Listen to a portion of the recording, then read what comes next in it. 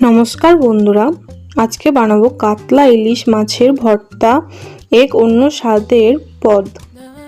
বাংলার রান্নাঘরে ভর্তার গুরুত্ব অপরিসীম। শুধু আলু ভর্তা নয়, মাছের ভর্তা সমান জনপ্রিয়। আজকের প্রতিবেদনে থাকছে কাতলা মাছের গাথা আর সাথে এক টুকরো ইলিশ মিশিয়ে তৈরি এক অন্য স্বাদের মাছের ভর্তা।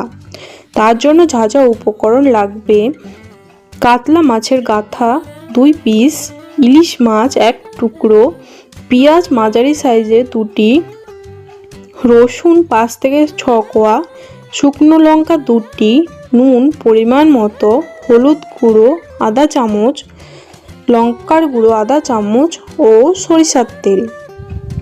প্রথমে মাছের টুকরোগুলো নুন, হলুদ ও লঙ্কার গুঁড়ো মেখে কিছুক্ষণ রেখে দিন। কড়াতে তেল গরম করে মাছ লালচে করে ভেজে নিন।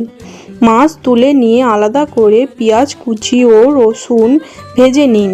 শুকনো লঙ্কা সামান্য ভেজে নিন, এতে ঝাঁঝ ও সুবাস বাড়বে।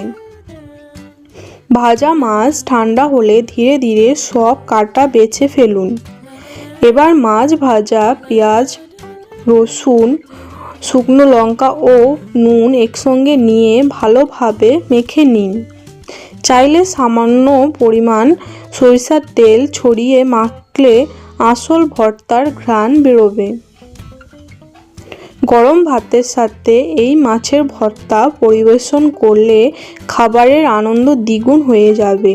কাতলার মিষ্টি স্বাদ ও ইলিশের তেলে ঘ্রাণ একসঙ্গে মিশে একেবারে অন্য মাত্রা এনে দেবে।